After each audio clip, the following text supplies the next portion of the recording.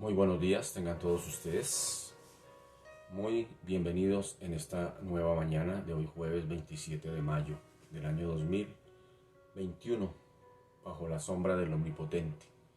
Damos gracias al Señor porque nos permite venir esta mañana a refugiarnos bajo su sombra, poder meditar en su palabra, poderle decir lo que sentimos acerca de Él, de nuestras propias vidas, lo que pensamos de Él. Así que en esta mañana podríamos hacernos la pregunta al venir a su presencia: ¿qué estoy pensando en esta mañana acerca de Dios? ¿Qué estoy pensando acerca de mi Creador?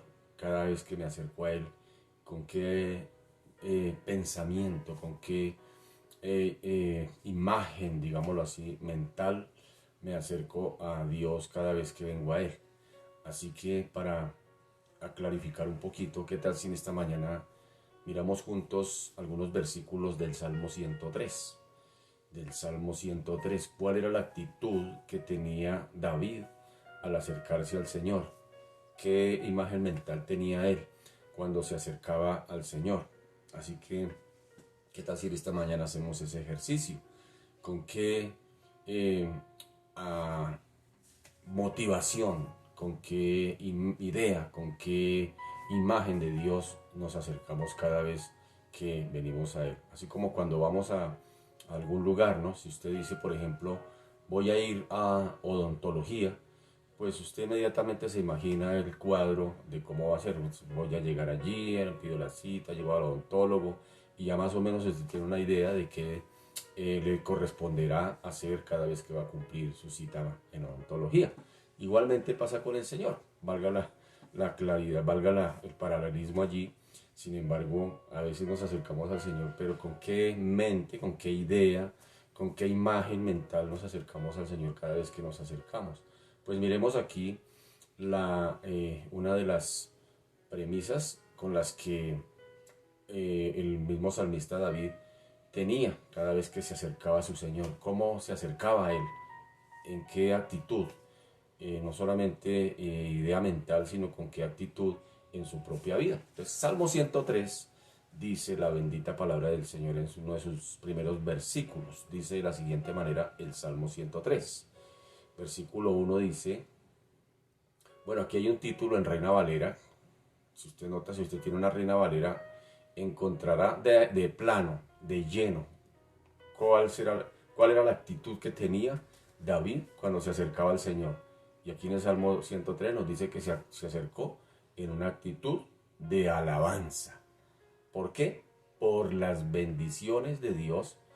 Se acercó en esa actitud y tal vez escribió este Salmo 103 con esa idea, con esa imagen mental de acerca de su Dios. Entonces él dice en el Salmo 103, Reina Valera 60, dice: Salmo de David, bendice alma mía a Jehová y bendiga todo mi ser su santo nombre. Bendice alma mía a Jehová y no olvides ninguno de sus beneficios. Él es quien perdona todas tus iniquidades, el que sana todas tus dolencias, el que rescata del hoyo tu vida, el que te corona de favores y misericordias, el que sacia de bien tu boca, de modo que te rejuvenezcas como el águila. Jehová es el que hace justicia y derecho a todos los que padecen violencia. Entonces, si viene el ejercicio, así que recordemos, si yo voy a el supermercado a comprar los tomates, la cebolla, las papas, todo lo que se requiere para hacerme un exquisito sancocho, pues ¿a dónde voy? No voy a la droguería, no voy a otro lugar, no voy a un almacén de ropa que me vendan eso. Voy al lugar indicado, voy al lugar que corresponde y voy con una actitud y llevo una idea de cuando llegue allí a ese lugar, qué es lo que voy a hacer. Ya llevo una una idea mental, ya llevo un plan, un propósito, una actitud cada vez que voy a ir a ese lugar. Si voy a la panadería, igualmente, voy a ir a comprar el pan del desayuno, usted ya lleva una imagen mental de lo que va a hacer allí. Y en este caso, pues igual pasa con el Señor. A veces cuando venimos voy a orar, entonces voy a orar, pero ¿con qué actitud? Voy a orar, pero ¿a quién? Voy a orar, pero ¿qué voy a pedir o qué voy a hacer allí? Entonces sí nota que no es simplemente una rutina, aunque el día a día sí se nos parece rutina ir a comprar la cebolla, ir a comprar la papa, ir a comprar el pan, eso ya se volvió rutina, pero a veces caemos en el riesgo de venir al Señor de igual manera.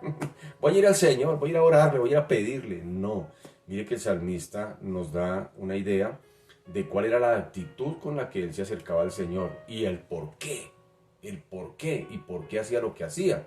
Él dice, bendice alma mía Jehová, es decir, bendice mis emociones al Señor y bendiga todo mi ser su santo nombre. Ya de plano le está diciendo toda mi vida, todo mi ser, todo lo que hace parte de mi vida, que todo se enfoque a bendecir al Señor, es decir, a alabar al Señor, a glorificar al Señor, y pone unas premisas del por qué lo hace, por qué hace lo que hace. Entonces él dice, primero porque Él es el que me perdona, y me ha perdonado, y dice perdona, mire que ese perdona es un gerundio, dice Él es el que perdona. Ese perdona significa que es un tiempo presente continuo, es decir, no solamente me perdona los pecados de ayer, los de hoy y aún los que voy a cometer de aquí para adelante. Ese perdona, ese gerundio, significa eso, un presente de tiempo continuo que sigue decir perdona y perdona y perdona y perdona y sigue perdonando. Entonces mire que él empieza por ahí.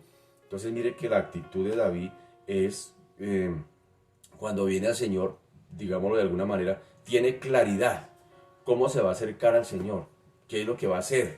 Va a alabar al Señor. Entonces él empieza a recordar por qué lo va a alabar, qué ha hecho el Señor en él.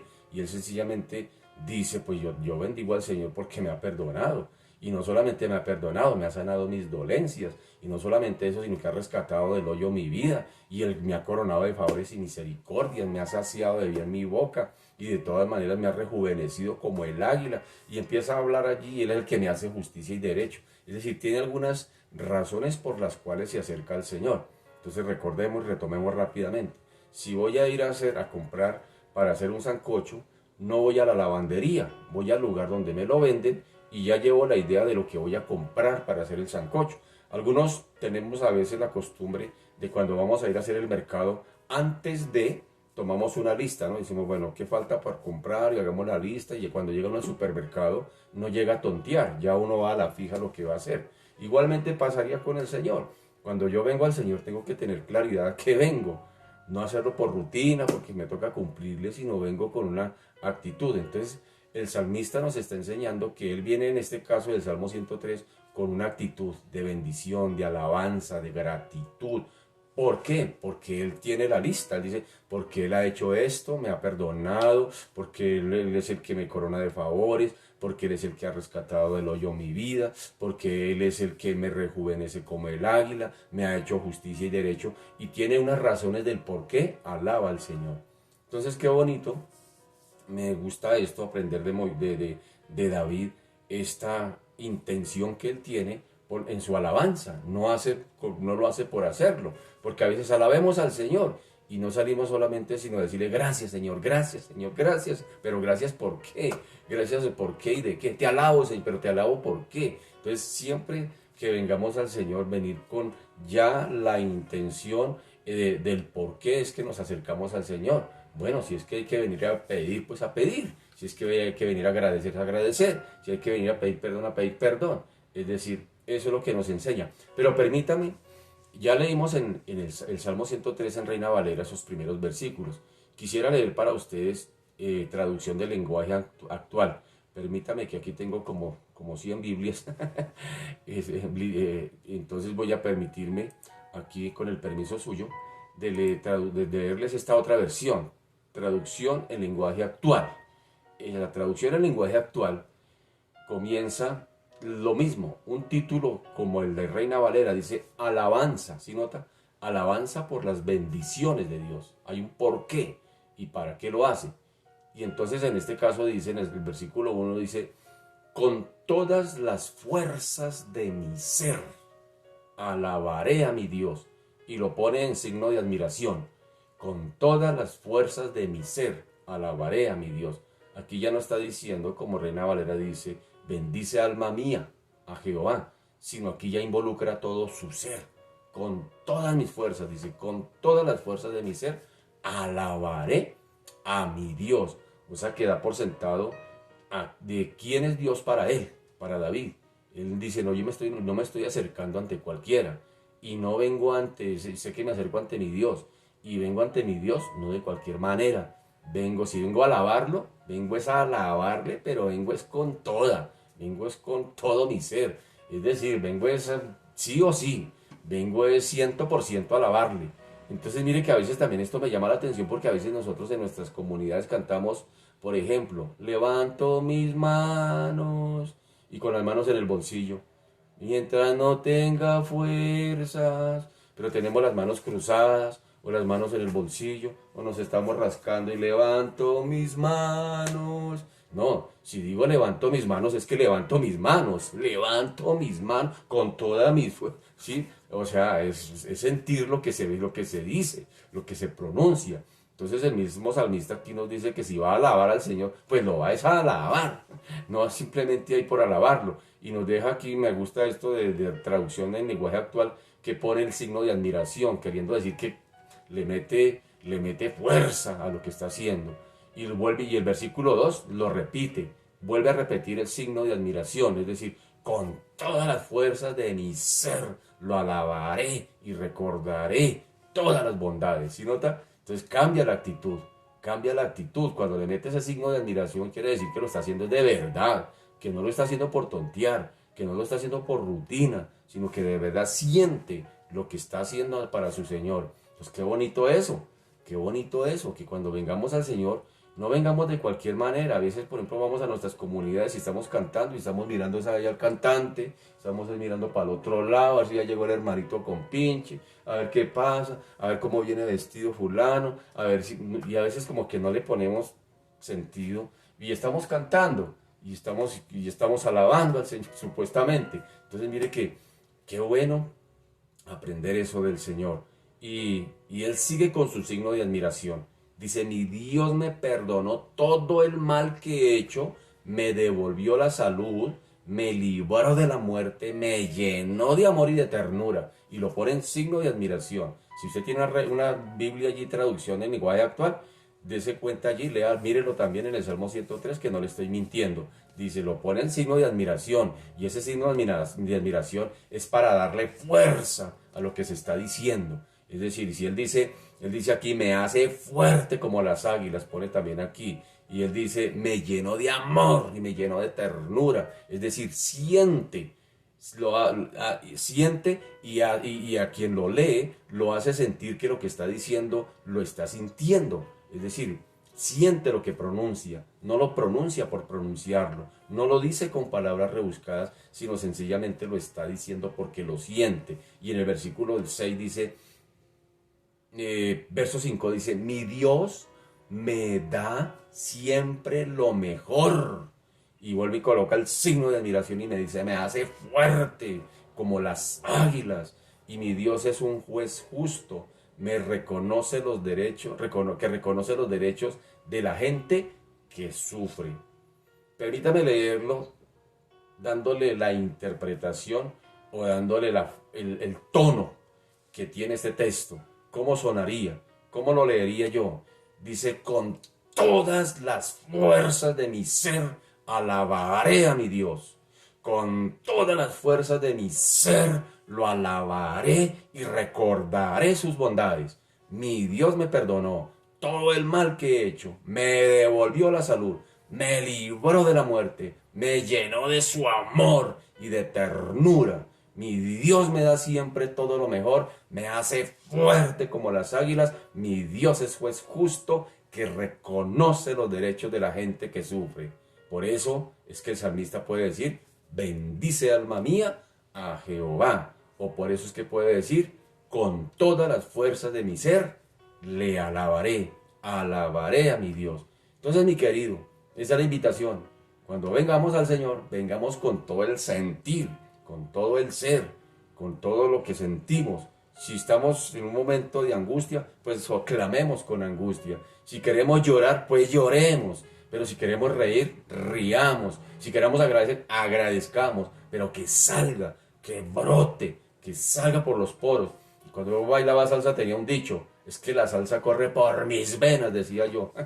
Yo me acuerdo ese dicho: es que por mis venas no corre sangre, por mis venas corre salsa pura y sabor, decía yo. Y me vestía tal cual, por lo que me gustaba, por lo que me gustaba hacer, y le metía fuerza a eso que me gustaba, es decir, impactaba ante las personas lo que me gustaba. Qué bueno que nosotros, si somos hijos de Dios, irradiemos al Señor, que se irradie en medio de los problemas, en medio de las luchas, se sientan, las personas perciban, que cuando vayan a su casa digan: oiga, qué bonito venir aquí, se siente paz, se siente algo diferente, qué bonito venir aquí, qué bonito charlar con usted, que se lo digan, qué bonito porque usted irradia, usted sí tiene alguna forma distinta de hablar, de decir las cosas, qué bonito que a uno le digan eso, pues es decir, que se sienta que somos de verdaderamente de Dios, que se irradie Dios por las venas, corra la sangre de Cristo verdaderamente por nuestras venas, es decir, que verdaderamente sintamos lo que decimos, que si venimos ante un Dios no vengamos a decir: ay Dios, me tocó ahí como porque toca. No,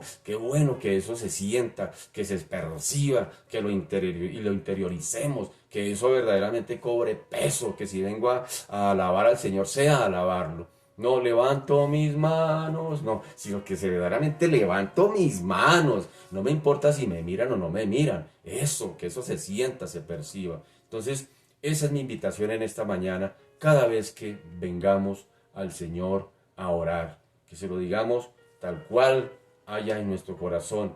No con palabras rebuscadas, sino que verdaderamente lo que salga de nuestro corazón sean palabras sinceras delante de Dios. Como a veces tampoco hay en una relación, a veces uno no habla con la persona con quien se relaciona. No necesariamente tiene que estar hablando a toda hora. Hay momentos en que en la oración uno a veces que tiene el concepto de que si no hablé al Señor, no oré. No, porque la oración no es una actividad religiosa. La oración es el reflejo de una relación estrecha que tenemos con nuestro Cristo, con nuestro Dios. Ese es el reflejo. Así que a veces tú puedes estar al lado de la persona amada y sin hablar ni una palabra, no quiere decir que estén bravos ni que estén enojados. Simplemente en esa relación pues no hay palabras, no hay nada que decirse en ese momento, pero no quiere decir que no se estén relacionando, que se amen, o que... Entonces igual pasa con el Señor. A veces hay cosas, a veces hay momentos en los que uno no quisiera hablar con Dios, simplemente estar ahí en su presencia, estar ahí meditando en su palabra, meditando en sus maravillas, contemplando su hermosura, no más. Y usted está ahí, está disfrutando de la presencia del Señor. Es venir tal cual como nos sentimos al Señor. Es lo que el Señor espera de sus hijos, que vengamos tal cual como somos, no que cojamos simplemente la costumbre de acostumbrarnos, valga la redundancia, a Dios, porque a veces pasa eso. Así como nos acostumbramos a ir a comprar las papas, el pan del desayuno, a veces también nos acostumbramos a venir a Dios. Lo primero que tengo que hacer es orar, y como que ya tenemos una agenda cuadriculada, ¿no? Que sencillamente esa relación sea... Recordemos que la relación con nuestro Cristo es una relación, primero, real, porque es con un Dios real. Segundo, es una relación personal. Tercero, es una relación íntima con Él, y es una relación continua, pero también es una relación práctica. Es decir, práctica, en la praxis. No necesitamos de hacer nada religioso ni nada supernatural para acercarnos a nuestro Dios. Tal cual somos, es como el Señor nos quiere ver, tal cual somos y cual nos sentimos. Entonces, bonito esto de David. David aquí está alabando al Señor con todas sus fuerzas, como también en algunos de los salmos imprecatorios, él decía: Señor, sí, mata a mis enemigos, destruyelos, elimínalos. Pero eso ya no es nuestra condición de orar así, de pedir por los enemigos así, al contrario, porque Jesús vino y dijo que tocaba era orar por ellos y amarlos. Entonces es diferente. Sin embargo, David también en sus momentos, en algunos salmos, usted encontrará que él se queja. Él se queja delante de Dios y le dice: Señor, ¿pero qué pasa? No te siento, no te percibo. Entonces, es eso lo que el Señor anhela de sus hijos, que vengamos con toda sinceridad y le contemos tal cual nos sentimos. Entonces, orémosle al Señor en esta mañana. No sé si usted quiera agradecerle, tenga por qué agradecerle. Pues aprovechemos unos minuticos para darle hoy gracias al Señor porque de verdad que el Señor ha sido bueno, como el mismo salmista David lo dice aquí en lenguaje actual. Él dice aquí, me llenó de amor y de ternura y me hace fuerte como las águilas, me devolvió la salud, dice él, y dice aquí sencillamente, me llenó de amor, de ternura, me hace justicia, es decir, con todas mis fuerzas alabaré y recordaré sus bondades. Bendito Señor, en esta mañana venimos delante de ti. Agradecidos estamos contigo, bendito Señor, por tu misericordia, por tantas bondades. Tu bondad, Señor, tu misericordia y tu gracia cada día nos sostiene, Señor. Y en esta mañana venimos, Señor, a eso. Venimos solamente a agradecerte, Señor. Que no se nos olvide los beneficios tuyos, que no se nos olviden tantas bondades que tú nos has dado en el día a día. Que a veces, Señor Dios de la gloria, los problemas de la vida, Señor, como que pareciera que son más importantes y a veces nos llevan a olvidar las bondades, Señor, que tú nos has dado. A veces nos lleva a ser olvidadizos, a veces como que el problema que tenemos al frente, Señor Dios de la gloria, no nos permite mirar atrás y recordar, como bien dice el salmista David, aquí en esta traducción del lenguaje actual. Él dice, con todas las fuerzas de mi ser lo alabaré y recordaré todas las bondades. Él está mirando hacia atrás, Él está recordando, Él está aquí simplemente agradeciendo y está alabando a su Dios y diciendo, pero la alabaré con todas mis fuerzas, no de cualquier manera, no con las manos en el bolsillo, no con las manos cruzadas, sino que levantaré mis manos a mi Dios y le reconoceré como mi Dios y recordaré sus bondades y le agradeceré porque Él me ha sanado, porque Él me ha rescatado del hoyo, porque Él me ha coronado de favores y misericordias, porque Él me rejuvenece como el águila, porque Él me hace justicia y derecho, Señor Dios de la gloria. Y sin leer aquí más de adelante de este salmo nos encontraremos con muchas más bondades que tú, Señor Dios de la gloria, Padre amado, Dios de los cielos, derrama cada día sobre nuestras vidas, inclusive más adelante dice, Padre amado, Dios de la gloria, que tú reconoces y sabes y conoces nuestra condición. Dice que tú te acuerdas de que somos polvo, sabes que somos frágiles, sabes que somos imperfectos, sabes que nos equivocamos, sabes que cometemos errores y sin embargo, bendito Señor, nos haces justicia y nos haces derecho. Qué bendición, bendito Señor Dios de la gloria. Razón tenía el salmista para venir ante ti, no de cualquier manera, sino con todas las fuerzas de su ser. Es decir, tú estabas tan entrañado en David, bendito Señor, que cuando él hablaba de ti, se apasionaba, se emocionaba hablar de ti, le corría, Señor Dios, por los poros, bendito Señor, brotaba eso, era la esencia de David, el mismo Dios, Padre amado, eras tú mismo, bendito Señor, y de la gloria, quien colocabas esa pasión, esa fuerza en David, Padre amado, como también hoy la pedimos, bendito Señor. Hoy tal vez las fuerzas se han acabado, hoy tal vez la pasión por ti se ha acabado. Hoy tal vez hemos muerto al primer amor. Hoy tal vez, bendito Señor, Dios de la gloria, nos hemos vuelto costumbristas. Hoy tal vez, bendito Señor, nos hemos acostumbrado a ti. Hoy tal vez, bendito Señor, nos hemos convertido en mecánicos. Padre amado, hoy pedimos, Señor, Dios de la gloria, que te entrañes en nuestras vidas, que te entrañes en nuestras vidas. Así como, Señor, Dios de la gloria, me acuerdo cuando en otra época yo decía, por mis venas corre la salsa, por mis venas corre el sabor, por mis venas, y lo decía, pero era con tremenda convicción. Bendito Señor, que cuando hablemos de ti, no hablemos de cualquier manera, que cuando vengamos a ti, bendito Señor, recordemos las bondades que tú has hecho en nosotros, y eso nos lleve a decir, alabaré al Señor, pero con todas mis fuerzas, pero con toda mi vida, pero con toda mi ser, como decía el mismo salmista David. Señor, llévanos a ser, bendito Señor, Dios de la gloria, hombres y mujeres de Dios, que tengamos claro, convicciones firmes, bendito Señor, aún en medio de los problemas, aún en medio de las luchas. Tal vez uno viendo el Salmo 103 podría decir, ¿sería que el salmista David no tenía problemas? Claro, David como rey tenía problemas y antes de ser rey también los tenía, y cuando fue joven y tal vez adolescente los tuvo, rechazado por sus hermanos, rechazado por su propio papá, tal vez haya olvidado, allá cuidando ovejas, porque cuidar ovejas era un oficio que nadie le gustaba hacer, era un oficio menospreciado, era un oficio sencillamente, podríamos decirlo así en nuestro tiempo, era era un trabajo sucio que nadie quería hacer. Y sin embargo allá está David, y David podría recordar todo eso. Y él dice, desde estando allá en esa condición, aunque mi padre me haya olvidado, aunque mis hermanos me hayan rechazado, sin embargo el Señor me ha llenado de sus beneficios, me ha llenado de sus bendiciones, de sus bondades. Y por eso él dice, las recordaré, recordaré, dice el salmista David, recordaré todas sus bondades. Es decir, que nunca se me olvide de dónde me sacó el Señor, de allá del pastoreo de ovejas al palacio como rey, que nunca se me olvide ese proceso por el cual he pasado, persecución a través de Saúl. Tal vez he vivido luchas, dificultades, he caído en tentación, he pecado, de todo eso recordaría el salmista David cuando escribe este salmo y dice, de allí me ha librado el Señor, me ha sacado, me ha levantado. Por eso dice, lo alabaré con todas mis fuerzas. Es decir, David sabía la hoja de vida que tenía con Dios, sabía la experiencia que tenía con Dios, sabía el recorrido que él tenía con Dios, y por eso él decía, Dios definitivamente corre por mis venas. Por eso si lo voy a alabar, lo voy a hacer con todas mis fuerzas. Si le voy a servir, lo voy a hacer de la mejor manera. Si voy a dedicarle tiempo a la oración, lo voy a hacer, pero es de verdad. Y si voy a alabarlo, levantaré mis manos, pero que se vean, no con las manos en el bolsillo. Es decir, de David la tiene clara. Bendito Señor, Dios del cielo, llévanos a ser hombres y mujeres, Padre amado, por decirlo en este sentido de la palabra, apasionados por ti.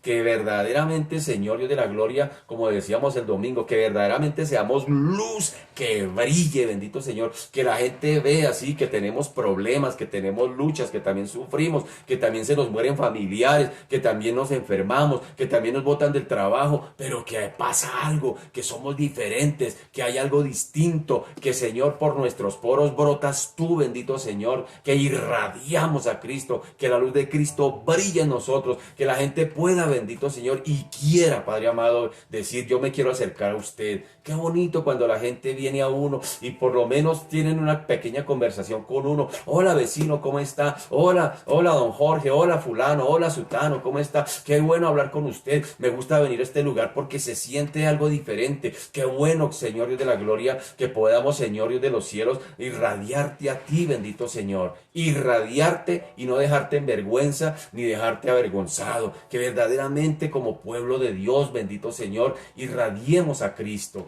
que la gente pueda verte a ti, que a través de nuestras vidas, que la gente pueda ver que somos diferentes, en medio de las luchas, en medio de los problemas, en medio de las dificultades, que la gente pueda ver, oiga, este sufre como yo, pero veo que hay algo diferente en él, hay paz en su corazón, hay gozo, hay alegría. Señor, ayúdanos, Padre amado, ayúdanos, porque este mundo necesita de personas que irradien a Cristo, que irradien, que reflejen a Cristo. Ayúdanos, bendito Señor, a ser reflejo de tu gloria, reflejo de tu amor. Te bendecimos y estamos agradecidos contigo en esta mañana, en medio de la enfermedad, en medio de la tristeza, en medio de la lucha, en medio de la dificultad, en medio del problema, con todo y con todas nuestras fuerzas. Te alabamos, Señor, y recordamos todas tus bondades, y a ti sea la gloria, mi Padre, a ti sea la honra, y a ti la alabanza, porque solo tú la mereces.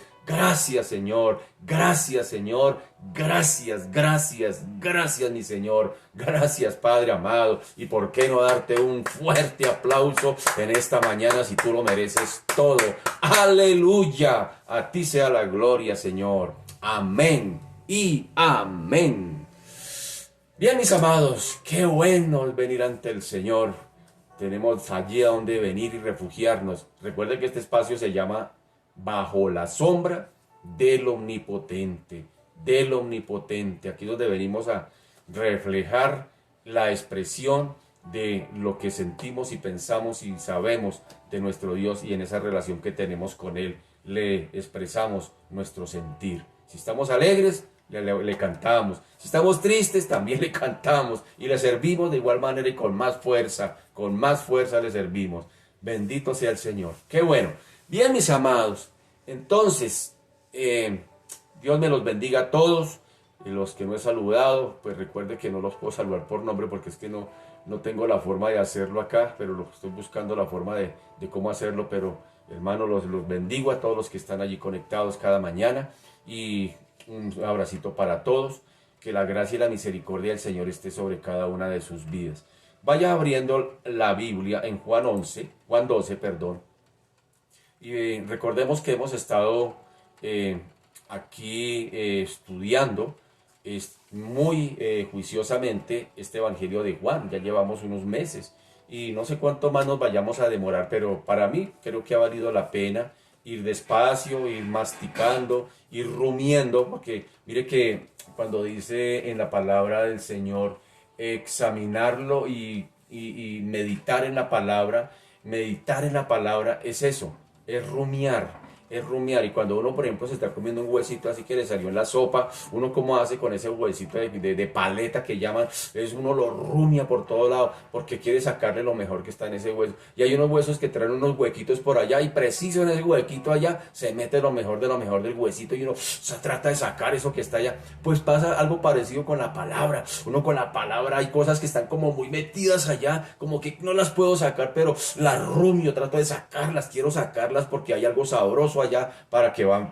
a bendecir mi vida. Entonces, esa es mi intención. Esa es mi intención al leer este estudio de Juan, como los otros estudios que estamos haciendo. No es correr, no es terminar rápido uno para empezar. No, yo quiero ir despacio y llevarlo al ritmo. No hay afán, no tengo afán. Si hasta donde el Señor nos permita, pues ir aprovechando esa intención. Entonces, desde esa premisa, desde esa idea, pues hermanos queridos, estamos en Juan capítulo 12, estamos en el marco de la casa de Marta, de María y de Lázaro. Se está celebrando un homenaje al Señor. El Señor está en su última semana de vida. De hecho, el capítulo 12 de Juan, allí nos permite ver prácticamente el final del ministerio de Jesús. Ya después del capítulo 13 hasta el capítulo 17, ya el Señor no está haciendo ni milagros, el Señor ya no está haciendo nada más allí. ¿Por qué? Porque el Señor está en una reunión, digámoslo así, privada con sus discípulos, con los suyos. Entonces eso lo vamos a ir desarrollando a partir del capítulo 13 hasta el 17. Ya que a partir del capítulo 12, el mismo Juan nos da por sentado que el Señor aquí hace una de sus 7 señales que nos permite el evangelista Juan recordarnos. Entonces en la séptima pues es precisamente esta, la resurrección de Lázaro. Y ahora nos está contando en el capítulo 12 qué fue lo que pasó después de esa resurrección, qué sucedió a renglón seguido, qué pasó, cuáles fueron las reacciones de las personas que estaban alrededor de Jesús. Pues ya vimos una reacción que fue la de María y la de Marta. Lo invitaron al Señor prácticamente a un homenaje, en honor, en gratitud por haberle resucitado a su hermano. María entendió que definitivamente ella había ido más allá, que su intención de la ofrenda que llevaba al Señor en su perfume no era simplemente por, gracias Señor por haberme resucitado a Lázaro, sino porque ella entendió que Jesús era mucho más allá, mucho más trascendente, más que el simple milagro de levantarles a Lázaro. El milagro que ella vio es que estaba nada más y nada menos frente al Hijo de Dios, frente al enviado del Señor, frente al Mesías esperado, frente al que él mismo había proclamado, decir yo soy la resurrección y la vida. María entendía quién era Jesús y por eso no escatimó en esfuerzos por dar lo mejor de lo mejor para ofrendar, para honrar a su Señor. Entonces, ahora vamos a ver la contraparte. Hoy veamos la contraparte. ¿Quién fue la contraparte en esa reunión allí, en esa pequeña cena? ¿Quién fue la contraparte? Pues la contraparte fue Judas. Es todo lo contrario, el lado opuesto, el polo negativo, Judas. Leamos aquí en Juan 12, capítulo 12, versículo 4, Dice capítulo 12, versículo 4 de Juan, dice, y dijo uno de sus discípulos, Judas Iscariote, hijo de Simón, el que le había de entregar, ¿por qué no fue este perfume vendido por 300 denarios? Es decir, por 11 millones de pesos, ¿se acuerda que hicimos la cuenta? Por 11 millones de pesos y dado a los pobres. Pero dijo esto no porque se cuidara de los pobres, sino porque era ladrón y teniendo la bolsa, sustraía lo que se echaba en ella. Aquí Juan prácticamente lo está descubriendo aquí prácticamente. Entonces, Judas y María, pues son dos personalidades totalmente opuestas. Es decir, el contraste entre María y Judas, pues no puede ser mayor.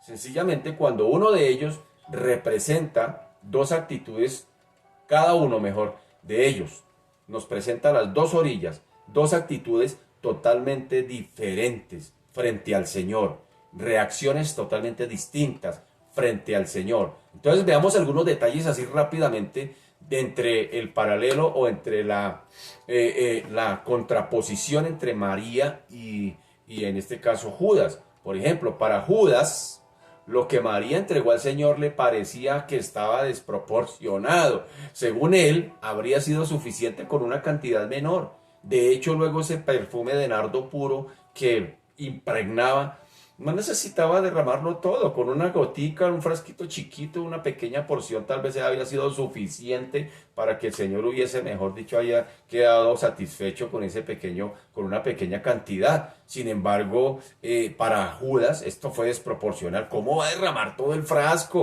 Vale 11 millones de pesos, derrame nomás un poquito, ahí una suma por ahí de 100.000 pesitos, algo pequeño, así como cuando a veces algunos llega el momento de la ofrenda.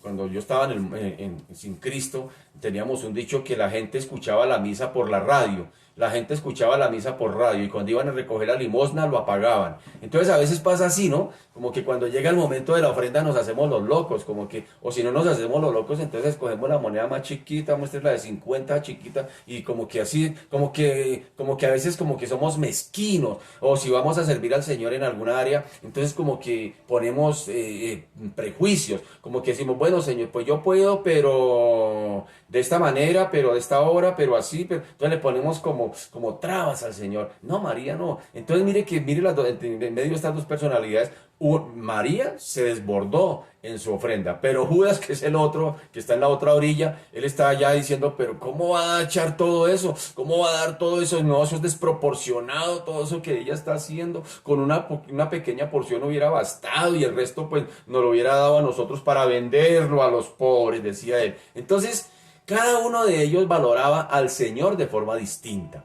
Oiga, qué importante. Recordemos que aquí se nos dio también Juan nos habla de algunos elementos del culto, de la adoración, el servicio, la alabanza, la gratitud. ¿Se acuerda que lo vimos en días anteriores? Pues imaginémonos esto. ¿Con qué actitud llegamos al Señor? Y aquí, pues este texto es muy claro porque nos está poniendo dos contraposiciones distintas, diferentes, entre María y Judas. Entonces podríamos mirar aquí que María consideraba que lo que le daba al Señor era poco. ¿Se acuerda que lo habíamos dicho? María se acerca al Señor y dice, Señor, perdone aquí este pequeño detalle, use una bobadita, Señor, ahí, es una bobadita, yo sé que tú te mereces mucho más, Señor, pero aquí traigo, aunque para mí parece que fuera lo mejor, pero sin embargo me quedo corta con esta ofrenda que traigo a ti. Entonces para ella era eso, ella se acerca al Señor, aunque el texto y Juan nos dice y nos aclara que era, mejor dicho, lo mejor de lo mejor, y sin embargo ella se acerca con esa actitud de reconocer que lo que trae a su Señor es poquito, que Él merece mucho más, Él lo merece todo, es más, Él no merece, grandes cosas, merece todas las cosas, merece lo mejor de lo mejor a nuestro Señor. Entonces, porque tenía un concepto totalmente distinto, ella tenía un concepto muy grande de su majestad y de su gloria, sabía ante quién estaba. En cambio para Judas todo era excesivo, porque en su corazón no había llegado a valorar la verdadera dimensión de quién era Jesús. O sea, para Lázaro era simplemente otro más, andaba con él, pero no había verdaderamente, como decíamos esta mañana, la sangre de Jesús no le corría por sus venas. Es decir, yo no sé si usted en otra época había algo que le gustara, que era su pasión, y usted decía, es que esta es mi pasión. Hay gente, me acuerdo que había gente que le gustaba, por ejemplo, jugar tejo. Y la gente llegaba y cargaban una mochilita ahí de cuero y entre esa mochila andaban para arriba y para abajo con su tejo. Yo me acuerdo que mis tíos andaban con ese tejo y esos tejos brillantes, porque era su pasión, era la pasión de ellos. A otros les gustaba el billar, entonces andaban con un guante de billar para mostrar que eran billaristas. Y así, y uno bailaba salsa y usaba zapatos blancos y todo para mostrar que les gustaba. Entonces había pasión por eso. Tenía una identidad con lo que a uno le gustaba. Oye, llegamos a Cristo y como que se nos apagó el radio. Como que, sí, vamos a orar, vamos a ayunar, voy a ir a la iglesia, bueno, así como que de cualquier manera, no tengo tiempo, no. No, hermano, mire que esto sea una pasión. Y eso es lo que nos estaba enseñando María. María era una china cuando está llevando su ofrenda, la tiene clara y dice, no me importa lo que me toque dar y sé que antes me quedo corta. Pero Judas era totalmente lo contrario. Judas para el Señor era otro más. Judas no tenía verdaderamente una convicción firme de quién era él. Sin embargo, María sentía gratitud, por ejemplo. Sentía gratitud porque en este caso había resucitado, les había devuelto a su hermano Lázaro. Pero recordemos, la motivación de su ofrenda no era simplemente porque les había resucitado a Lázaro. Ya lo explicamos que su motivación trascendía a la resurrección de Lázaro. Ella sabía que estaba ante nada más y nada menos, no ante alguien que resucitaba muertos, ella estaba ante la resurrección y la vida, y por eso entiende y por eso expresa, como dijo el salmista David, con todas mis fuerzas alabaré a mi Señor, con todas mis fuerzas alabaré a mi Dios. Qué bueno, es lo que está diciendo María, con todas mis fuerzas le voy a alabar, y si lo voy a alabar es a alabarlo como se merece y mucho más allá, y rompo los moldes y voy allá, aunque me tilden de loca, aunque digan otras cosas, no me importa lo que digan, pero esa mujer se desbordó. ¡Qué tremendo! Así que Judas no valoraba el gran privilegio. María estaba agradecida por lo que el Señor había hecho con Judas, hablando aquí en el plano literal del milagro.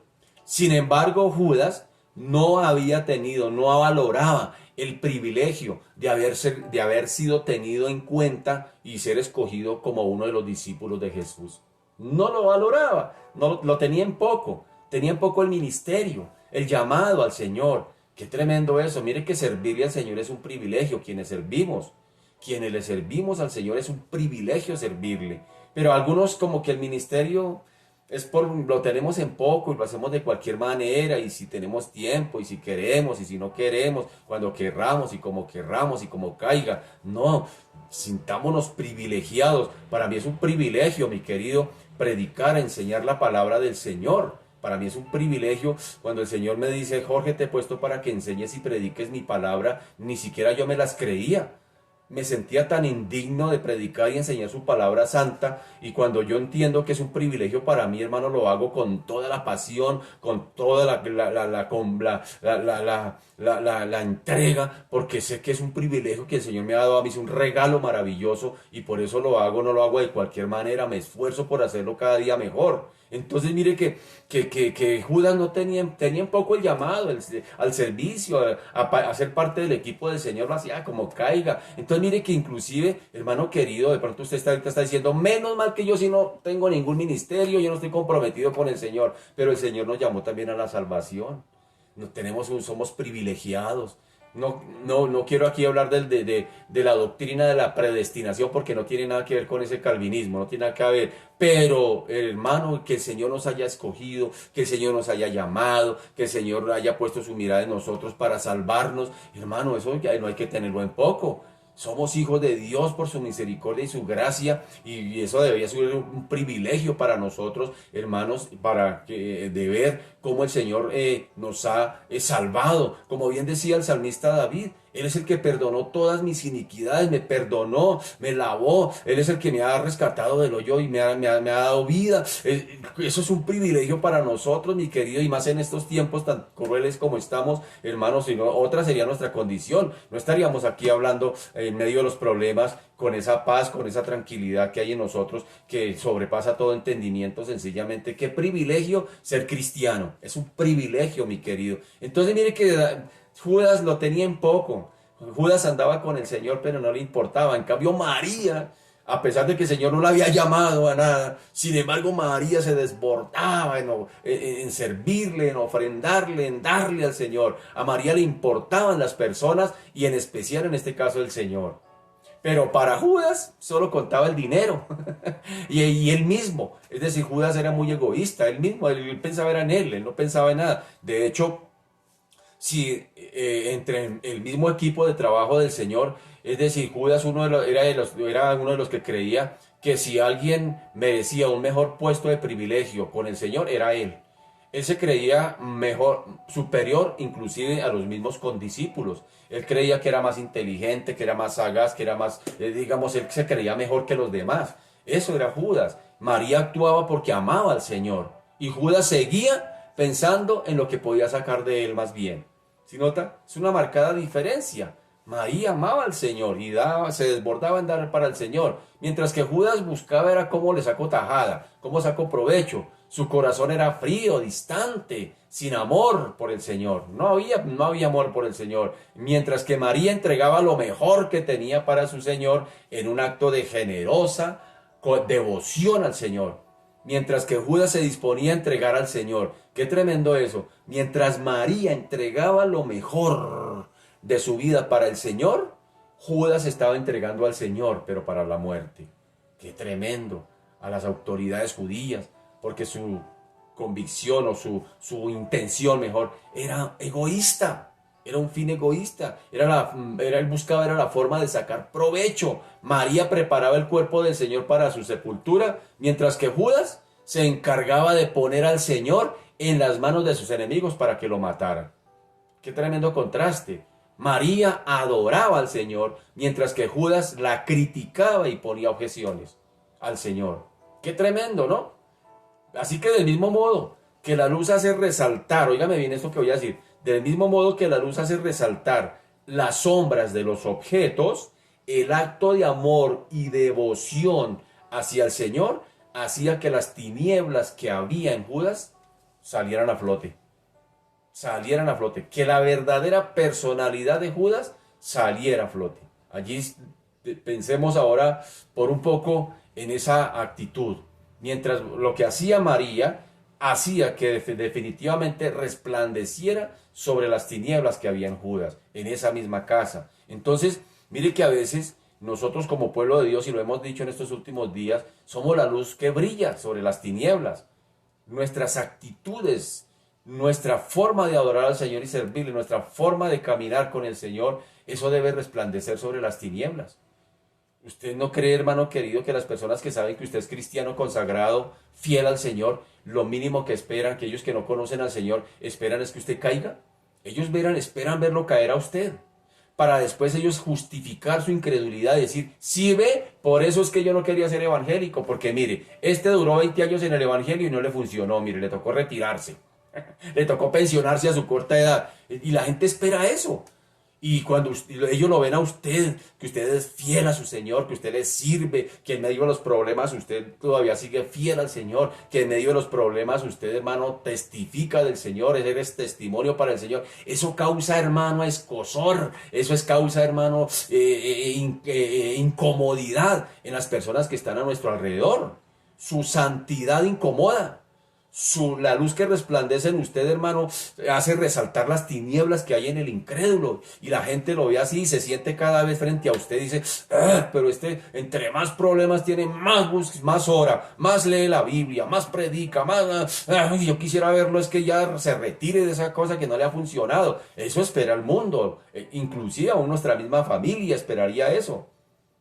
Los conocidos, los amigos. Ellos esperan yo me acuerdo cuando estuve trabajando allá en la empresa, los primeros añitos que estaba yo caminando con el Señor, había personas que decían ser cristianas, allá, y cuando supieron que yo empecé a caminar con el Señor, yo también soy cristiano, yo también soy cristiana, yo voy a la iglesia tal, yo no sé qué, y por acá. Y pasados unos añitos, unos 2 añitos por ahí, me preguntaban a mí algunos, me decían, ¿usted todavía está de cristiano? Y yo decía, pues claro, esto es para toda la vida. Me decían, no, yo sí me tocó retirarme porque es que eso es muy duro, yo no le puedo cumplir las demandas del Señor. No, yo me retiré mejor. Entonces, ¿sí ve? Y la gente espera eso de ustedes, ver que usted da el paso atrás. ¿Para qué? Para caerle encima con el peso del juicio y decirle, sí ve, no le funcionó, por eso es que yo no quiero ser cristiano, por eso es que yo mejor me quedo donde estoy. Entonces, mire que eso era lo que pasaba entre María y Judas. El amor que había. El amor que había de María hacia el Señor, esa luz que había de María hacia el Señor, sencillamente estaba haciendo que las tinieblas que había en Judas salieran a flote, resplandecieran, la luz sobre las tinieblas. Qué tremendo, qué importante esto, mi querido, que la luz resplandezca sobre las tinieblas. Así que pensemos ahora un poco también en Judas. Judas el apóstol, como apóstol. Es muy poco lo que sabemos de él antes de que llegara a ser apóstol de Jesús. Es muy poquito, la Biblia no nos da muchos detalles. Era conocido como Iscariote.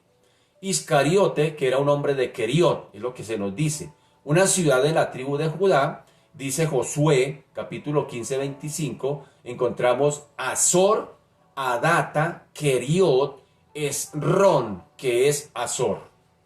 Así que si la interpretación, hombre de Queriot, es correcta, podríamos decir que Judas venía de la tribu de Judá.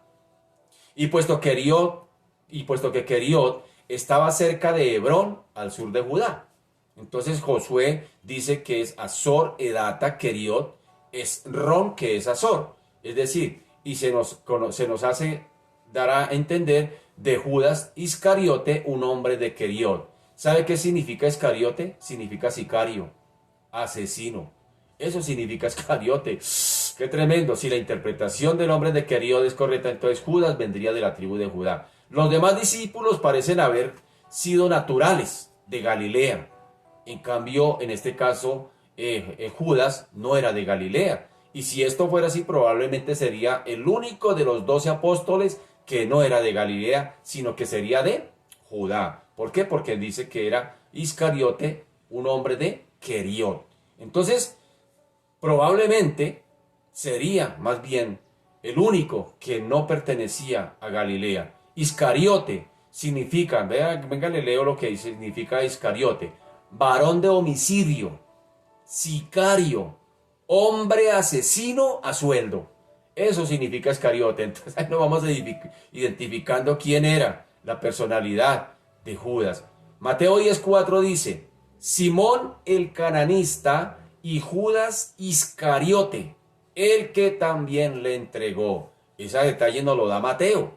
Ahora, no sabemos en qué momento se unió a Jesús como discípulo. No lo sabemos. Ni tampoco sus verdaderas razones o sus verdaderas intenciones para hacerlo. El caso es que junto con los otros apóstoles había escuchado las enseñanzas de Jesús, había visto sus milagros, tal vez mismo fue partícipe de ellos cuando el Señor multiplicó los panes y le empezó a repartir a los discípulos para que lo repartieran a la gente. Tal vez él mismo también recibió el pan de que el Señor le daba, bien cargado de milagro, de algo sobrenatural, y también lo compartió, vio, fue partícipe de los milagros de Jesús, e incluso había sido enviado a predicar también el evangelio del reino. Es decir, eso era Judas. Pero a pesar de todos estos grandes privilegios, nunca había rendido de verdad su corazón al Señor. ¡Qué tremendo! Se puede caer en la mecánica, se puede caer en la costumbre, se puede caer en el tradicionalismo, de hacer muchas cosas para el Señor, pero sin tener un encuentro real y personal con el Señor, sin haber rendido inclusive nuestra vida al Señor. Y a veces podríamos revisarnos si verdaderamente lo que estamos haciendo aflora o simplemente es mecánico. Mire que Judas participó de los milagros del Señor. Judas escuchó muchas de sus enseñanzas, compartió con el Señor, y sin embargo no había rendido todavía su corazón al Señor, a pesar de todo lo que era Judas, y era discípulo de Jesús también. Entonces, a pesar de esos grandes privilegios, nunca había rendido su corazón. Eso nos lo muestra. Y aunque esto nos pueda parecer muy extraño, la Biblia también nos advierte frecuentemente que siempre habrá falsos creyentes dentro del ámbito cristiano. No todo el que dice Señor, Señor, dijo el Señor. No todo el que me llama Señor. No todo el que entra a una iglesia cristiana es cristiano, mi querido. No todo el que te diga hola hermano es hermano. Puede ser primo o quién sabe. Entonces mire que nosotros somos muy ingenuos a veces. Decimos, ese es hermano porque me dijo, ese es cristiano porque me dijo hermano. Ese es cristiano porque dice gloria a Dios. Ese es cristiano porque se sabe el Salmo 21 de memoria. No, hermano querido. No todo el que entra a una iglesia cristiana es cristiano. No todo el que entra. Oigan esto. Y Mateo 7 nos lo clarifica. Nuestra responsabilidad como pueblo de Dios, mi querido, no es acusar. Nuestra responsabilidad es identificar quiénes son verdaderos cristianos. ¿Y cómo se conocen? ¿Cómo se conocen los verdaderos creyentes? Sencillo, por el fruto, por el cambio. Si uno sigue, hermano, siendo el mismo guache, perdóneme la expresión, de hace 20 años atrás, uy, hermano, eso tiene que revisarse. Mateo 7:15 dice, Mateo 7:15, 23 dice, Guardaos de los falsos profetas, que vienen a vosotros con vestidos de ovejas, pero por dentro son lobos rapaces. Por sus frutos los conoceréis. ¿Acaso se recogen uvas de los espinos o higos de los abrojos? Así todo buen árbol da frutos, pero el árbol malo da frutos. ¿Sí nota? O sea que todos dan frutos, pero yo tengo que mirar qué clase de fruto estamos dando. Eso es lo que ahí se identifica. Dice que el árbol bueno da frutos buenos, pero el árbol malo da frutos malos. No puede el buen árbol dar frutos, no puede el buen árbol dar malos frutos, ni el árbol malo dar frutos buenos. Todo árbol que no da buen fruto, no dice que da fruto, sino buen fruto, es cortado y echado en el fuego. Así que por sus frutos los conoceréis, dice el Señor. Verso 21 de Mateo 7. Dice, no todo el que me dice Señor, Señor, entrará en el reino de los cielos, sino el que hace. No el que dice, sino el que hace. Oigan eso, hay dos verbos. No todo el que me dice, sino el que hace la voluntad de mi Padre que está en los cielos. Muchos, mire que no está hablando de pocos, muchos me dirán en aquel día, Señor, Señor, ¿no profetizamos en tu nombre? Y en tu nombre echamos fuera demonios, y en tu nombre hicimos muchos milagros. Entonces les declararé, nunca os conocí, apartados de mí, hacedores de maldad.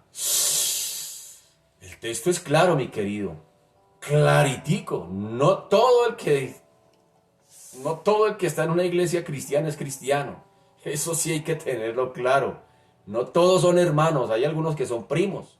Así que con el tiempo se descubrió que Judas definitivamente también era ladrón, que robaba de los ingresos que el grupo tenía y de los que él había sido encargado. Tenía el privilegio de ser el ministro de Hacienda del ministerio de Jesús prácticamente. Y no sorprende que después de haber pasado tanto tiempo con Jesús, todavía siguiera cerrando su corazón a una evidencia tan clara. Es decir, todavía seguía siendo hipócrita, pero aún más es de extrañar que continuara unido al grupo. Durante tanto tiempo fingiendo quién era o fingiendo ser lo que no era. Qué tremendo, cuán actor era Judas, era especialista en la actuación, se hacía pasar por discípulo, tal vez en su forma de hablar, y para colmo, robando lo que le pertenecía al Señor.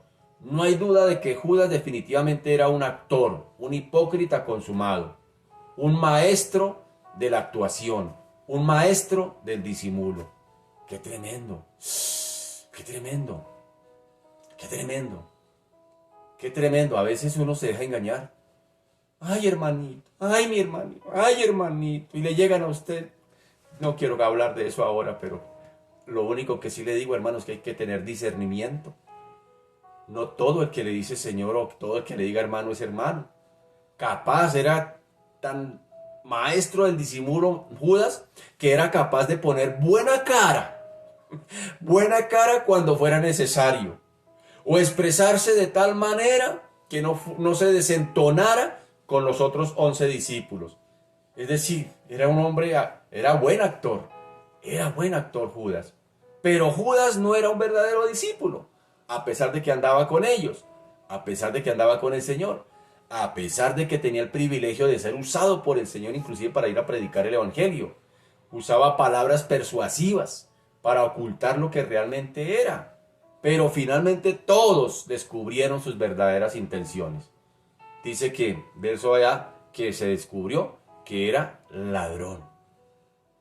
Así que Judas no era verdadero discípulo, sino solamente uno que había aprendido a moldear el lenguaje o el lenguaje de los discípulos para parecerse a ellos. ¿Sí nota? El lenguaje. Qué tremendo. Sí, hermano, gloria a Dios, yo hago la voluntad de Dios, Dios lo bendiga, y uno come carreta, mano. Perdóneme la expresión. Y uno le come de cuento a la gente. Hermanos, tenemos que tener los ojos abiertos. El texto es claro, es nuestra responsabilidad de discernir, hermano. No todo, inclusive el que sirve, no todo el que está ahí y puede estar sirviendo en una iglesia, puede estar predicando inclusive la palabra en una iglesia, pero hermano, no es hijo de Dios. Y que el mismo Satanás se va a encargar, hermano, al final de los tiempos, de engañar a este mundo. Y el mismo Señor dijo que aún inclusive los escogidos iban a ser engañados, si no estaban en la juega, si no estaban en la trampa, con los ojos abiertos. Por eso el Señor dijo, velad, velad, mi hijo, pilas en la juega, en la trampa, está diciendo el Señor. Esa es una responsabilidad nuestra. ¡Qué tremendo! Así que él usaba de esas palabras así rebuscadas, léxico cristiano, para parecer, para no desentonar con los demás. Y ponía buena cara para que, ay, miren a San Judas, bendito. No, hermano querido. Mientras tanto, él podía criticar la devoción de María y justificarse haciendo notar de alguna manera su preocupación por los pobres. Cuando en realidad lo único que buscaba era una nueva oportunidad para seguir robando. Esa era su oportunidad.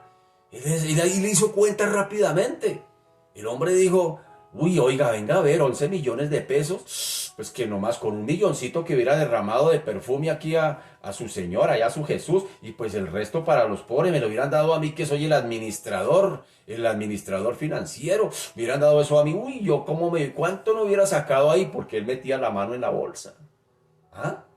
Ya estaba haciendo cuentas.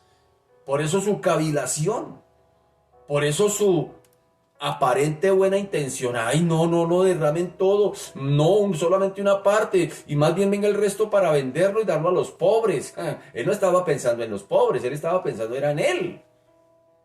Así que, verso 6 dice, pero esto dijo, no porque se cuidara de los pobres, sino porque era ladrón, y teniendo la bolsa, sustraía de lo que se echaba en ella. ¿Sí ve que el texto es claro?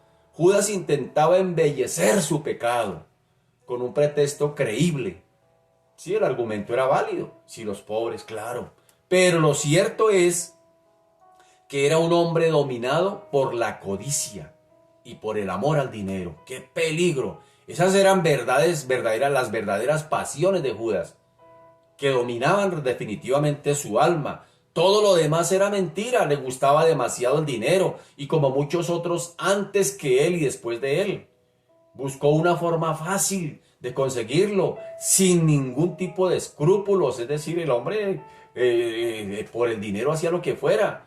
No dudó ni siquiera en robar al mismo Señor y a sus propios compañeros, porque prácticamente los estaba robando a ellos también. Y ese amor por el dinero le había convertido en una persona egoísta, totalmente indiferente ante las necesidades de los demás.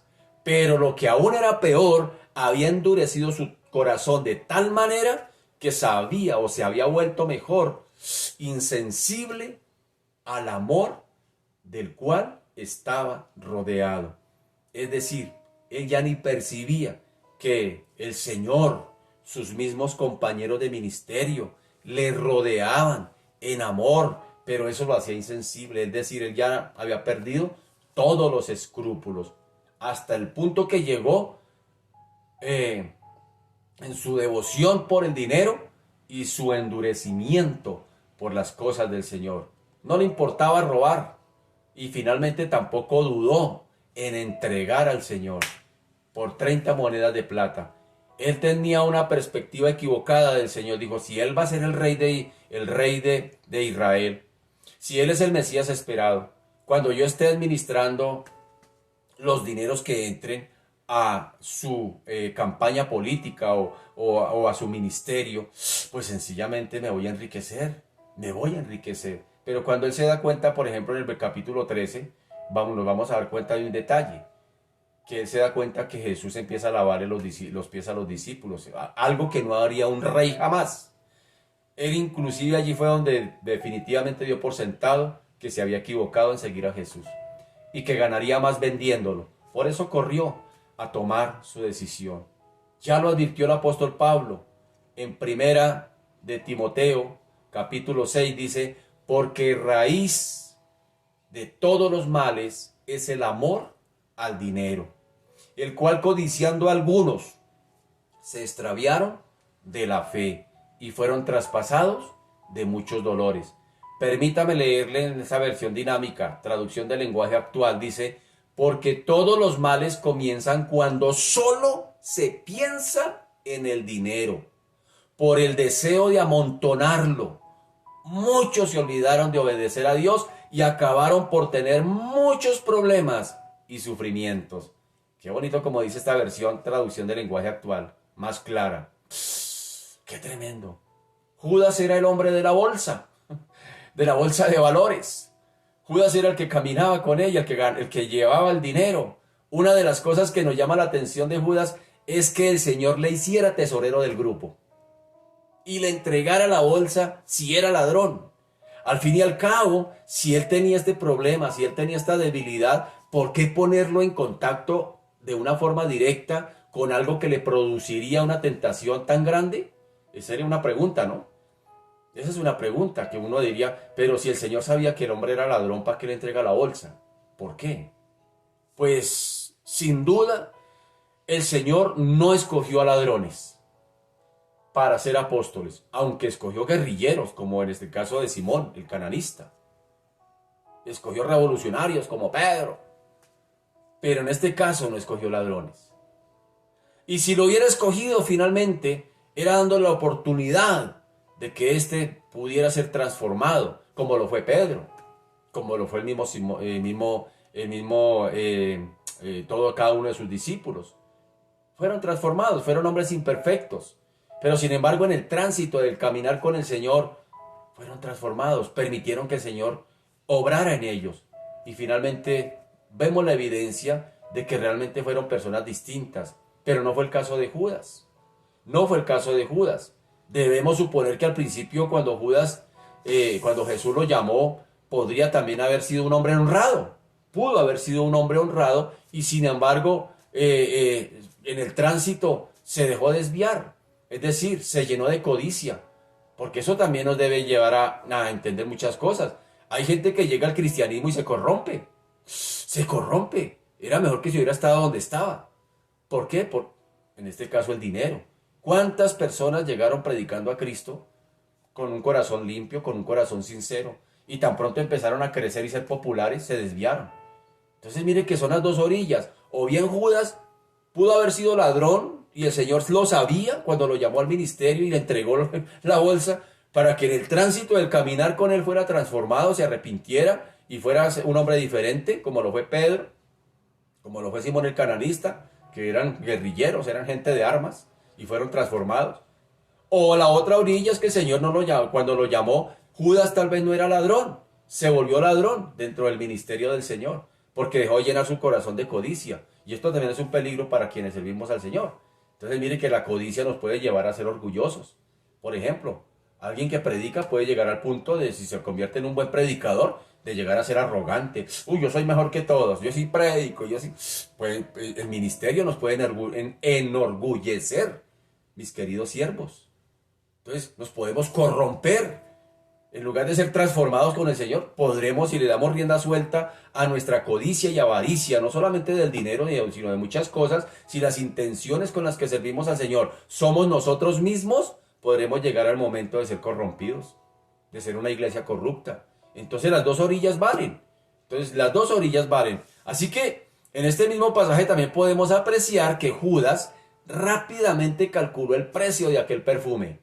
Mientras estaba siendo derramado, él dijo, no, qué desperdicio. Si tiene un don, es decir, en tantas ocasiones, si se tiene un don, pero no hay vida espiritual, óigame bien, esto puede resultar en la ruina, no solamente del ministerio, sino de la propia persona, lo que he dicho en este momento. Entonces, venir al Señor y servirle al Señor, también si nuestra intención, nuestra motivación es equivocada, podremos estar en riesgo aún de sufrir en la misma persona, no solamente el ministerio. ¿Cuántas personas han caído tremendamente porque se ufanaron del ministerio que Dios les había dado? Y hoy los ve uno desafortunadamente, que han caído. El apóstol Pablo lo advirtió muy claramente. Y él decía, no que lo haya alcanzado todo, sino que sigo aquí en la meta, sigo aquí, ahí voy en la carrera. Decía, pero ay de aquel que dice, y el mismo apóstol Pablo, ay de aquel que piense que esté firme, ay de aquel que se crea que, mejor dicho, está volando, ay de aquel que piense que esté firme, mire que no caiga, mire que no caiga. Debemos revisarnos y debemos ser cuidadosos. Quienes predicamos, por ejemplo, no de no ufanarnos, de no enorgullecernos. Se cuenta de un predicador que predicó su mensaje dominical y cuando bajó del púlpito se le acercó una hermanita y le dijo, ¡qué sermón, predicador! ¡Qué sermón! ¡Qué palabra! Y el hombre, cuidándose de ufanarse, cuidándose del orgullo, dijo, no, tranquila hermanita, tranquila que el Señor ya me lo dijo 2 minutos antes de bajarme de la tarima. Ya me lo estaba diciendo. Entonces mire que qué tremendo es. Qué tremendo es. Dios nos guarde a quienes servimos al Señor, que si lo hagamos con un corazón limpio, que nos guarde el Señor. Por eso el salmista decía, no me olvidaré de ninguno de sus bondades. No me olvidaré, no me olvidaré, no me olvidaré. Es decir, el salmista está queriendo decir, no me olvidaré que antes yo limpiaba a las ovejitas, que antes yo cuidaba a las ovejitas, que antes yo estaba ya olvidado, que allá nadie me tenía en cuenta, que hacía el oficio de Israel más despreciable. Allá estaba yo, que nunca se me olvide ahora que estoy en el palacio como rey. Ahora que soy rey de Israel, ahora que soy comandante y jefe de las fuerzas militares, que nunca se me olvide de dónde me sacó el Señor. Y esta es la recomendación para nosotros también hoy. Que nunca se nos olvide de dónde nos trajo el Señor, de dónde nos sacó, mis queridos. Ahí desafortunadamente yo siempre tengo este lema. A veces las bendiciones de Dios se convierten en el peligro y el estorbo más grande para un cristiano, porque tienden a embotarlo y a crecerse. Y es que a mí el Señor sí me bendice, y es que a mí sí, y a usted no porque le falta, a mí sí y empezamos a ufanarnos de la bendición. Y qué peligro tan tremendo, porque llega y le damos cabida y le abrimos la puerta a eso que se llama orgullo.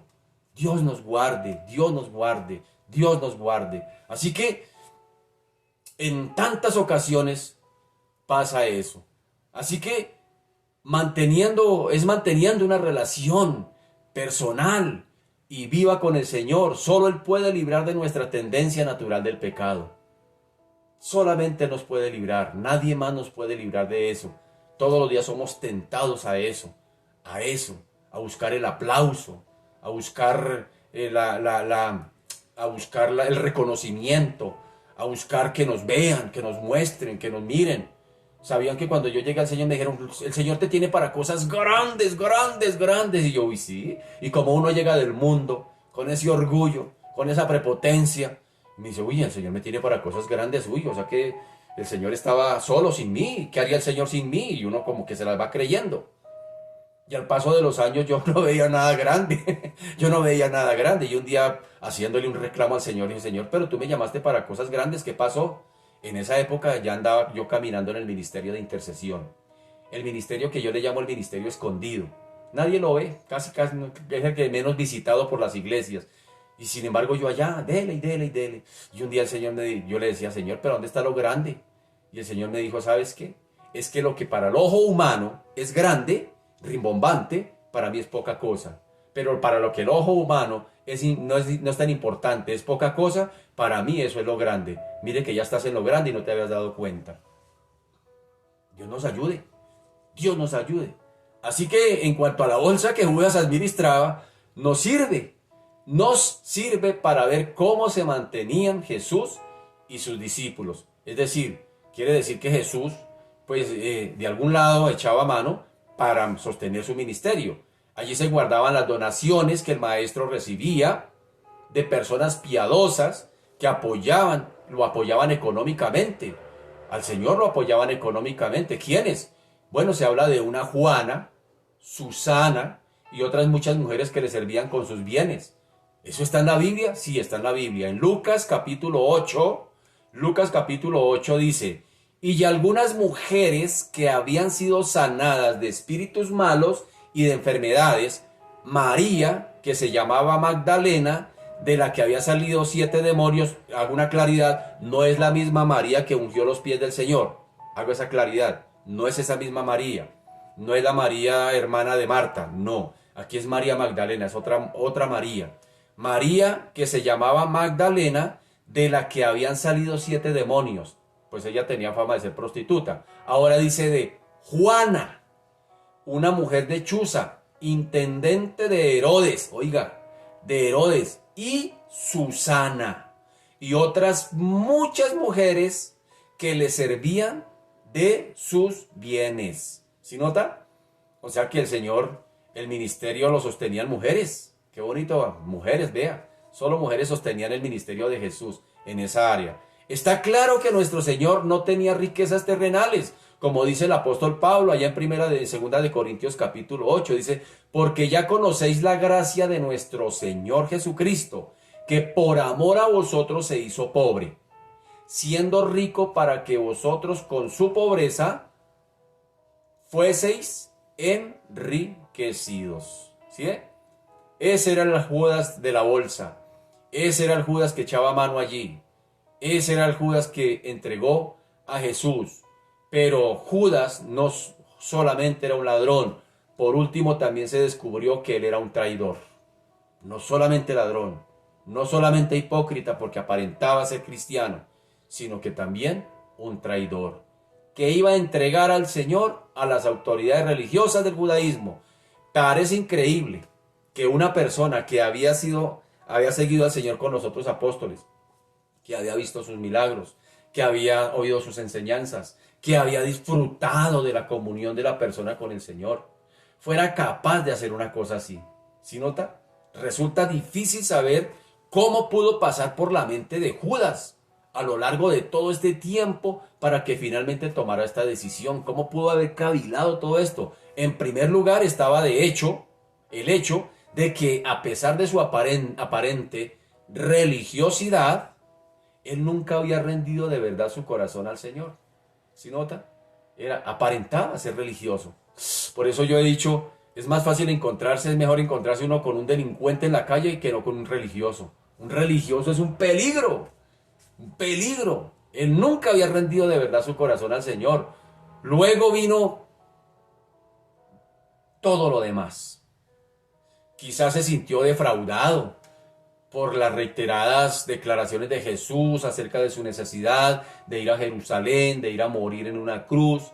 Él ya se había dado cuenta que ese Mesías que él tenía, tal vez él era uno de los que tenía el concepto del Mesías político, del que vendría a derrocar al imperio romano, iría a tomar las riendas del imperio, y ahora sí, como él era el gerente administrativo, pues imagínense, se iba a tapar en plata.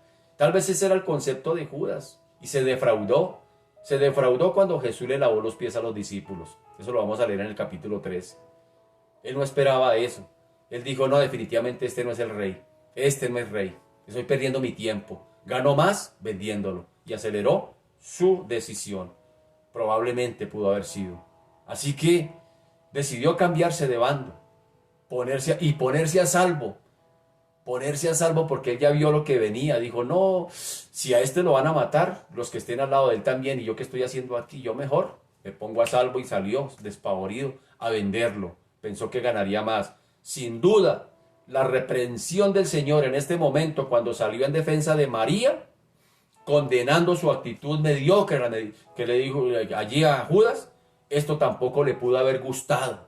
Ese regaño que el Señor le hizo, esa exhortación que el Señor le hizo allá defendiendo a María, déjela, cuando dijo déjela, eso como que dijo, no, definitivamente ya perdí. Así que aceleró su decisión de entregar al Señor. Marcos 14, 10, 11 dice, entonces Judas Iscariote, uno de los 12, fue a los principales sacerdotes para entregárselo. Ellos al oírlo se alegraron y prometieron darle dinero. Y Judas buscaba oportunidad para entregarlo. Por último, sobre esta cuestión, algunos han pensado que la descripción que Juan hace acerca de Judas como el que le había de entregar debe ser interpretada en el sentido de que Judas había sido predestinado para esta actitud. Algunos dicen, es que ya Judas, ya el Señor lo había escogido para eso. Pero no es así. No es así. Juan simplemente explica lo que Judas iba a hacer en un futuro inmediato, algo que el evangelista ya sabía, porque este suceso ya había ocurrido, óigame bien, hoy ya había ocurrido cuando el evangelista escribe el Evangelio de Juan. Es decir, uno pensaría que los apóstoles iban caminando con Jesús y iban tomando nota en la libretica de apuntas de todo lo que iba haciendo el Señor para plasmarlo en su Evangelio. No fue así. El caso del Evangelio de Juan se escribió por allá en el año 85 al 90 aproximadamente después de Cristo. 85 al 90, más o menos, Juan escribe este Evangelio. Así que no pudo haber sido predestinado Judas, porque Juan cuando escribe, él ya sabía. ¿Por qué? Porque ya lo había vivido muchos años atrás. Eso fue más o menos si estamos hablando del año 85, 90, que escribe el Evangelio, pues ya habían pasado alrededor de casi 50 años. Por lo menos 50 años de ese suceso. Entonces Juan ya lo sabía cuando empezó a escribir ahora sí el Evangelio. Ay, me acuerdo cuando Judas entregó al Señor. Él ya lo sabía. Así que no era, como algunos pretenden, decir que era que Judas ya estaba predestinado para esto. No, señor, porque este suceso ya había ocurrido. Lo cierto es que Judas era responsable de sus propias decisiones y llevaría su justo castigo, tal como lo explicó el Señor. Sin embargo, Judas también tuvo la oportunidad de arrepentimiento. Si Judas se arrepiente, créame que el Señor lo hubiera salvado. Pero le pudo más su orgullo, le pudo más su arrogancia, le pudo más su altivez, le pudo más su codicia, que el humillarse delante del Señor y reconocer su pecado. Entonces decidió más bien ir a entregarlo, y ya todos conocemos la historia, que terminó suicidándose. Mateo 26, él, como cualquier ser mortal, tenía la capacidad de tomar las decisiones claras. Y si se equivocaba en sus decisiones, también tenía un abogado, que era el mismo Cristo, que le perdonaría sus pecados. Pero como no quiso hacerlo, entonces el Señor sencillamente hace saber que llevaría su justo castigo. Su justo castigo. Es decir, recordemos que el Señor también es abogado, pero también es juez. Es decir, el Señor, como abogado, aboga por tus pecados delante del Padre y los perdona. Pero un día ya no va a venir como abogado. El abogado defiende. El abogado defiende inclusive al delincuente más delincuente. Una vez dice, pero ese delincuente, ¿y por qué el abogado quiere sacarlo por inocente? Porque ese es su oficio. Defenderlo, sacarlo en limpio. Y eso es lo que hace el Señor como abogado. Como abogado nuestro, dice Juan mismo, que tenemos un abogado, como abogado nos defiende. Pero llegará un día en que el Señor ya no va a ser abogado, va a ser juez. Y el juez no defiende. El juez simplemente imparte justicia. Es totalmente diferente de un abogado a un juez. ¿Sí me hago entender? Entonces el Señor como abogado nos defiende. Pero cuando venga como juez no va a venir a defender a nadie. Ya va a venir a impartir justicia. Entonces mire que Mateo 26 lo dice el Señor. A la verdad el Hijo del Hombre va, según está escrito de él. Mas ay de aquel hombre por quien el Hijo del Hombre es entregado. Bueno le fuera a ese hombre no haber nacido. ¿Sí nota? Uno podría decir que este texto está diciendo que ya prácticamente Judas estaba destinado para ser condenado. No. Judas, como cualquier ser mortal, era dueño de sus decisiones, y así como tomó la decisión de entregar al Señor, también podría haber tomado la decisión de venir a arrepentirse. Y el Señor muy seguramente lo hubiera perdonado. Cuando lleguemos al capítulo 13 se lo voy a explicar por qué. Que el Señor nos ayude, que el Señor nos ayude. Padre, te damos gracias, te bendecimos, te adoramos y glorificamos tu nombre, Señor. Ayúdanos a cuidarnos, bendito Señor, de lo que nos has entregado. Señor, Dios de la gloria, de Judas aprendemos también. De Judas aprendemos, bendito Señor, Dios de la gloria, que si nos permitimos, Señor, Dios de la gloria, la arrogancia espiritual, que si nos permitimos el orgullo espiritual, que si nos permitimos la codicia, que si nos permitimos cosas que no están bien delante de ti, Señor, es un peligro para el cristiano, bendito Señor, porque lo puede llevar a la bancarrota, lo puede llevar a la destrucción. El Evangelio es un arma de dos filos. La Biblia es una espada de dos filos. Por un lado te salva o por otro lado te condena. Y tenemos que ser tan cuidadosos, bendito Señor, de caminar, Señor, cerquita tuyo. La única forma de poder escapar, bendito Señor, a las invitaciones de la naturaleza caída que está en nosotros, Padre amado, es precisamente caminando contigo. No nos podemos dar el lujo, no nos podemos dar permisos de separarnos de ti. Porque son un peligro, bendito Señor, el separarnos de ti, bendito Señor, el descuido, bendito Señor, en la oración, el descuido en el estudio de la palabra, en el descuido en el caminar en santidad, es cualquier descuido que demos, Padre amado, es un peligro, bendito Señor, y de la gloria para Señor, el fracaso de un cristiano. Señor, hoy oro a ti por todos aquellos que servimos, bendito Señor, por todos aquellos que hacemos parte de un ministerio dentro de una comunidad cristiana. Señor, guárdanos, guárdanos. Que podamos decir como lo dijo el salmista David, que nunca se me olvide ninguno de sus beneficios. Recordaré siempre sus bondades. Que nunca se nos olvide, Señor, de dónde nos sacaste. Señor, amén si vienen las bendiciones, amén si tú nos sacas en alto, amén si tú nos pones al frente, amén si vamos adelante, amén por todo eso, pero que nunca, nunca, nunca, nunca se nos olvide de dónde nos has traído. Porque cuando recordamos de dónde nos has traído, hay quienes dicen, ay, no recuerde los pecados pasados, eso no recuerde eso que el Señor ya los echó, los olvidó al fondo del mar, usted no los recuerde. No, para mí es sano recordarlos. Para mi concepto personal, es sano recordarnos de dónde venimos. Y me gustaría recordarlo todos los días de dónde vengo, para que nunca se me olvide, para que cuando esté, Señor Dios de la gloria, sirviendo a mi Señor en lugares de privilegio, Señor Dios de la gloria pueda decir, para ti la gloria, y como lo hizo el salmista David, él dijo, yo recordaré siempre las bondades de mi Dios, y él recordaba que había sido pastor de ovejas y que ahora era el rey de Israel. Pero decía que nunca se me olvide. Bendice alma mía y le da una orden a su alma. Porque el alma es donde están las emociones. En el alma es donde está el orgullo.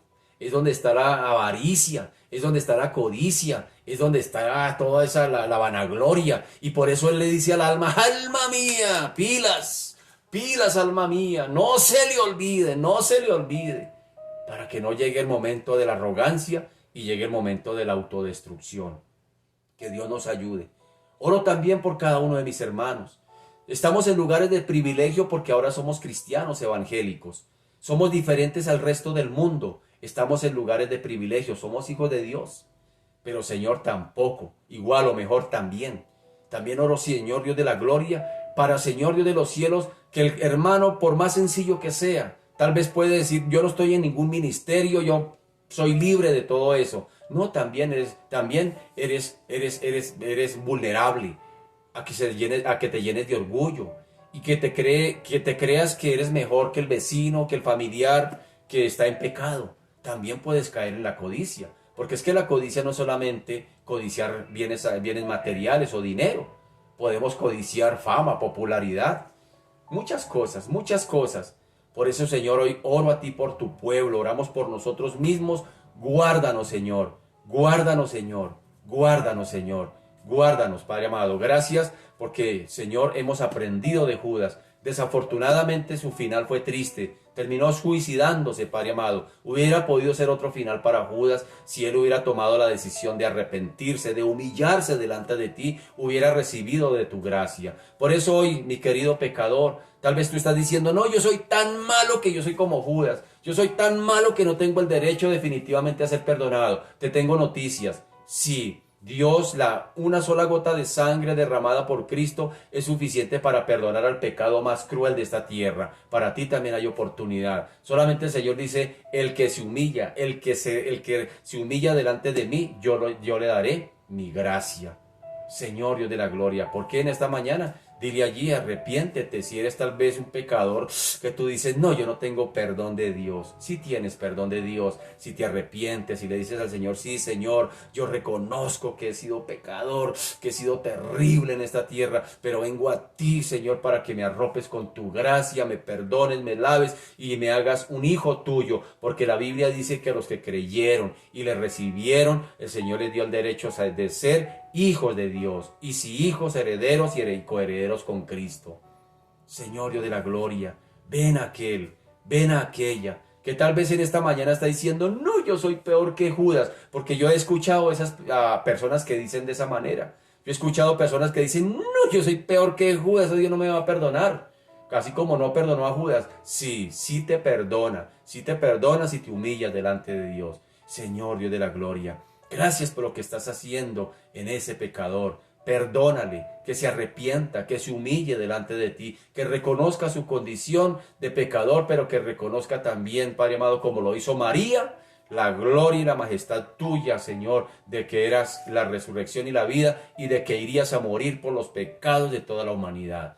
Gracias, Señor, por lo que estás haciendo. Gracias, Señor, por lo que haces y gracias por lo que harás en el nombre de Jesús. Amén y amén. Bien, mis amados, gracias por su fina sintonía. Corrió el tiempo, Dios mío, cómo corre. Hermanos queridos, recuerden que hoy es jueves. A las 7 de la noche tendremos un estudio sistemático de otro bonito libro, Apocalipsis, también escrito por el apóstol Juan. Este libro también lo escribió el apóstol Juan. Así que lo espero 7 de la noche. Invite a otros hermanos y vamos a estudiar juntos Apocalipsis. Un bendecido día, que la gracia y la misericordia del Señor esté sobre cada una de nuestras vidas. Un abracito para todos, muchas bendiciones. Chao, mis amados.